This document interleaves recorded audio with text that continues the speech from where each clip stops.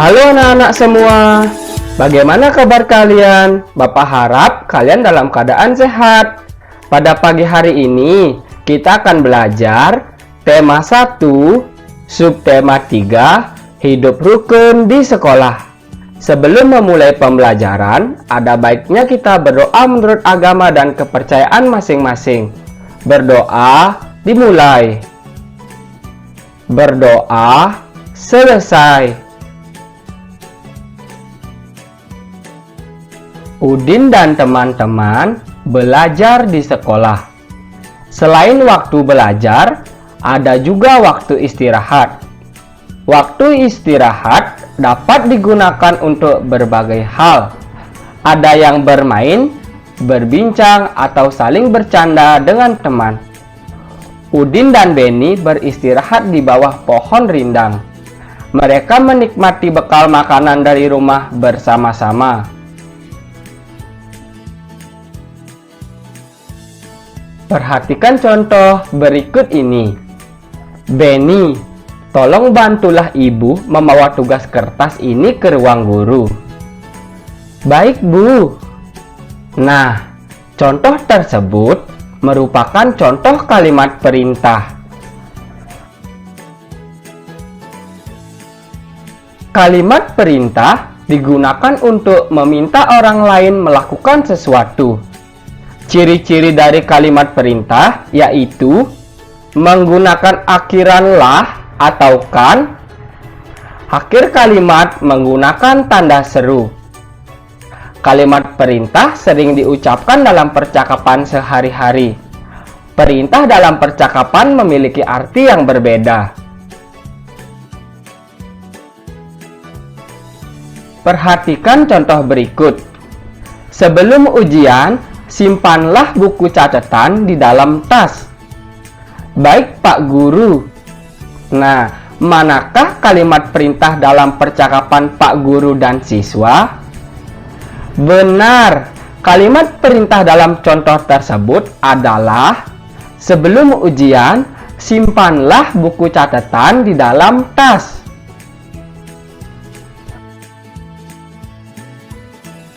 Selanjutnya, kita akan menyebutkan pengamalan sila Pancasila di sekolah. Contoh pengamalan sila pertama Pancasila di sekolah yaitu yang pertama, mempersilahkan teman yang akan beribadah. Yang kedua, berdoa bersama sebelum belajar di kelas. Contoh pengamalan sila kedua Pancasila di sekolah yaitu yang pertama, menggunakan bahasa yang santun saat berbicara dengan guru. Yang kedua, menolong teman yang mengalami kesulitan. Bunyi sila ketiga Pancasila adalah Persatuan Indonesia. Kita harus memiliki sikap bersatu tanpa saling membeda-bedakan satu sama lain. Contohnya, bermain dengan teman dari berbagai suku bangsa. Contoh pengamalan sila keempat di sekolah yaitu bermusyawarah saat diskusi, menghormati pendapat orang lain. Yang terakhir, contoh penerapan sila kelima di sekolah yaitu melaksanakan hak dan kewajiban di sekolah dengan baik.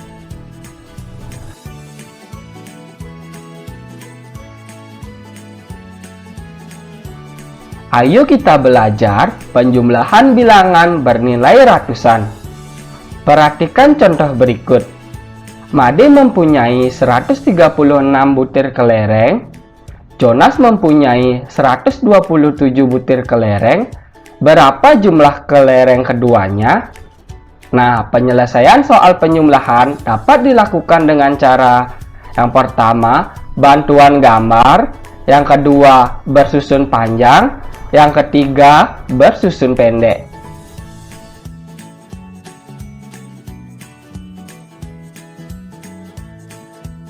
Yang pertama, menggunakan bantuan gambar.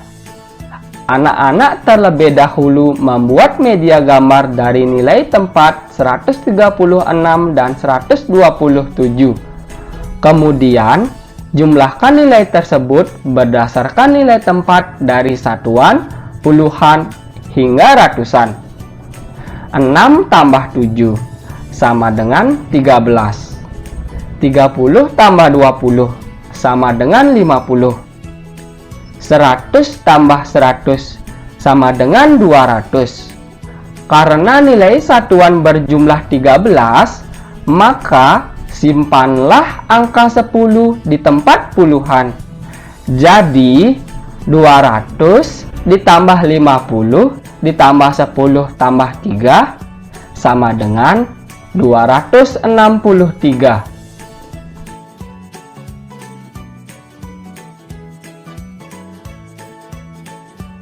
Yang kedua, menggunakan cara bersusun panjang.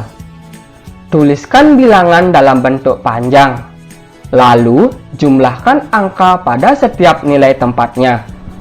136 sama dengan 100 tambah 30 tambah 6. 127 sama dengan 100 tambah 20 tambah 7. Hasilnya 6 tambah 7 sama dengan 13. 30 tambah 20 sama dengan 50. 100 tambah 100 sama dengan 200. Sama dengan 200 tambah 50. Kemudian 13-nya kita pisah menjadi angka puluhan dan satuan. 10 tambah 3 sama dengan 200 tambah 60 tambah 3 sama dengan 263.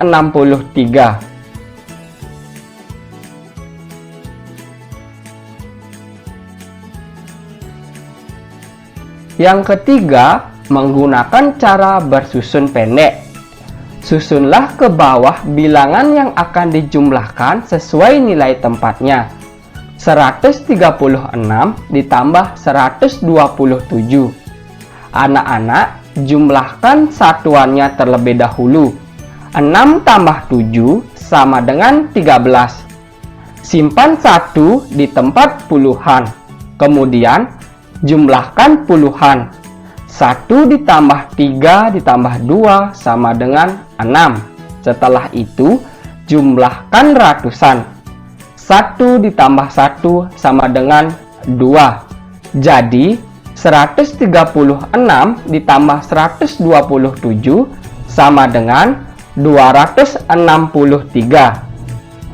Anak-anak bisa memilih 3 cara tersebut yang paling gampang dan cepat ketika menghitung penjumlahan bilangan ratusan.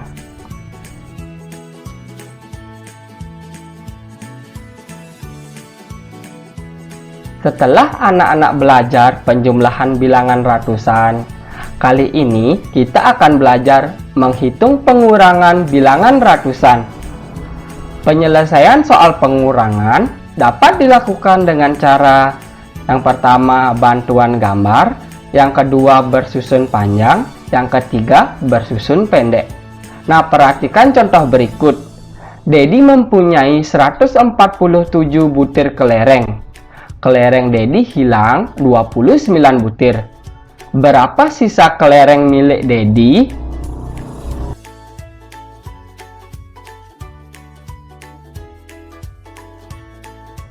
Yang pertama, menggunakan bantuan gambar. Anak-anak terlebih dahulu membuat media gambar dari 147. Nah, karena angka 7 tidak bisa dikurang dengan 9, maka kita meminjam angka 10 dari nilai puluhan, seperti gambar di sebelahnya. Setelah itu, kurangkan masing-masing angka.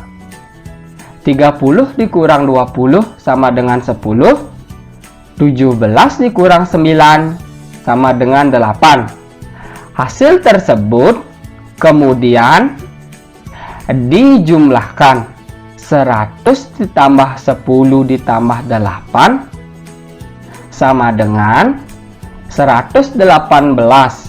Jadi Sisa kelereng milik Dedi adalah 118 butir.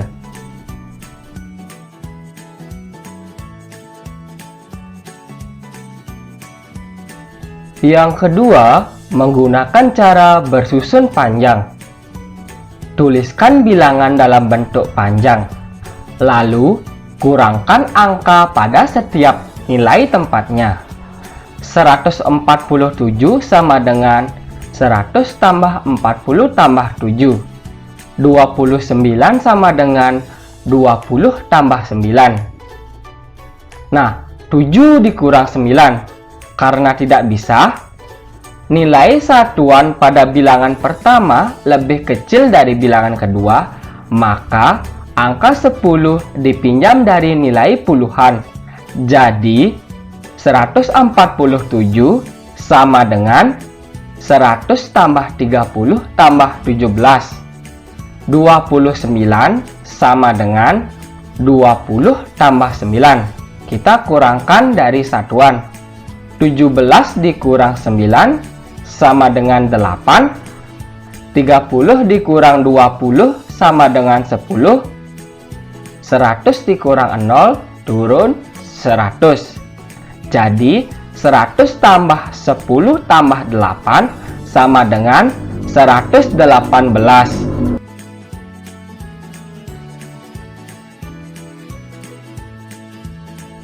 Yang ketiga, menggunakan cara bersusun pendek. Susun ke bawah bilangan yang akan dikurangkan sesuai nilai tempatnya. 147 dengan 29. Kita kurangkan nilai satuan. 7 dikurang 9. Tidak bisa, karena tidak bisa, kita meminjam nilai 10 pada nilai puluhan. Jadi, 17 dikurang 9 sama dengan 8. Kemudian, kurangkan nilai puluhan. Karena sudah dipinjam 10, sisa 3. 3 dikurang 2 sama dengan 1. Nah, setelah itu kita kurangkan nilai ratusan. 1 dikurang 0 sama dengan 1. Jadi 147 dikurang 29 sama dengan 118. Anak-anak juga bisa memilih 3 cara tersebut yang paling gampang dan cepat ketika menghitung pengurangan bilangan ratusan.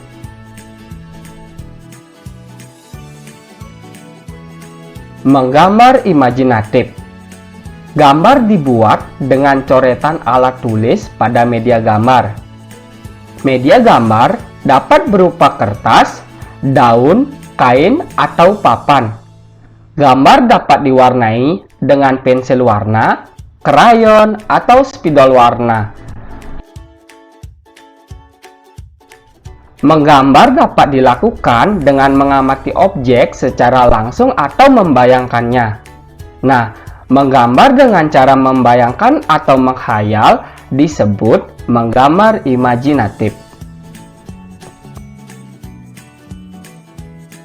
Setelah anak-anak mengetahui menggambar imajinatif, kita akan belajar membuat sketsa gambar.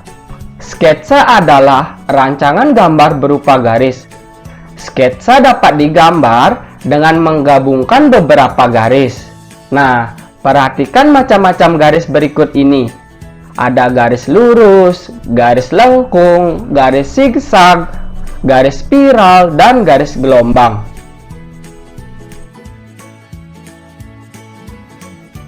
Berikut ini merupakan contoh tahapan membuat sketsa ikan. Jika anak-anak ingin berlatih membuat sketsa, ikutilah sesuai tahapan berikut dari tahap 1 sampai hasil sketsa. Sekian pemaparan materi dari Bapak. Selanjutnya, jawablah soal berikut ini pada buku garis 3 berisikan nama, nomor absen, kelas, tanda tangan orang tua, dan tanggal. Selamat mengerjakan anak-anak.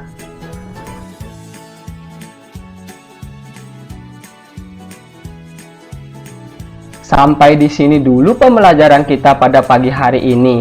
Sampai bertemu di pembelajaran berikutnya. Selamat belajar anak-anak, tetap semangat. Dadah!